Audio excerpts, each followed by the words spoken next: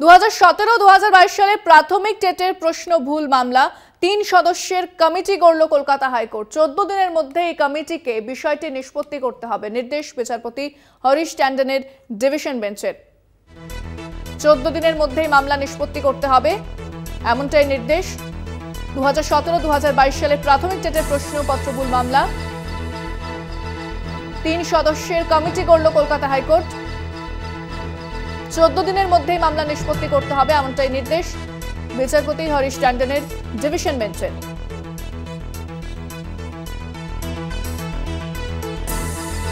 নির্দেশ বিচারপতি হরিশ ট্যান্ডনের ডিভিশন বেঞ্চের। ফোনে রয়েছেন প্রতিনিধি পীযূষ কান্তিনাগ। পীযূষ, আদালত কি জানাচ্ছে বিষয়?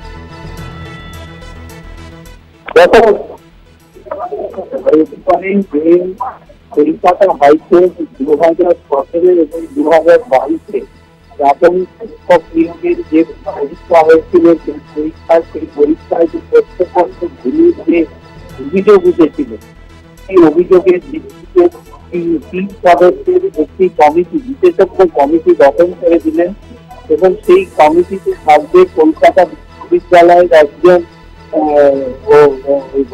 প্রতিনিধি, থাকবে প্রাথমিক শিক্ষা পর্ষদের প্রতিনিধি এবং বিশ্বভারতী বিশ্ববিদ্যালয়ের প্রতিনিধি। এই কমিটিকে, বিশেষজ্ঞ কমিটিকে 14 দিনের মধ্যে তাদের প্রক্রিয়া সম্পন্ন করে বিষয়টি সম্পর্কে নির্দিষ্ট সিদ্ধান্ত গ্রহণ করতে হবে।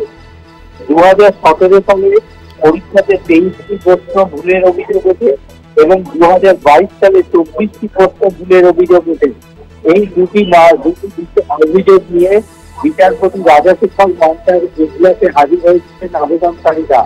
সেই সময় বিচারপতি রাজাশেখর মমতা 2024 প্রশ্নপত্র ভুলের জন্য যাদবপুর বিশ্ববিদ্যালয়কে প্রশ্ন খতিয়ে দেখার নির্দেশ জারি করেছিলেন এবং 2017 থেকে 23টি প্রশ্ন ভুলের জন্য বিশ্বভারতী বিশ্ববিদ্যালয়কে কমিটি গঠন করে প্রশ্ন খতিয়ে দেখার নির্দেশ দিয়েছিলেন।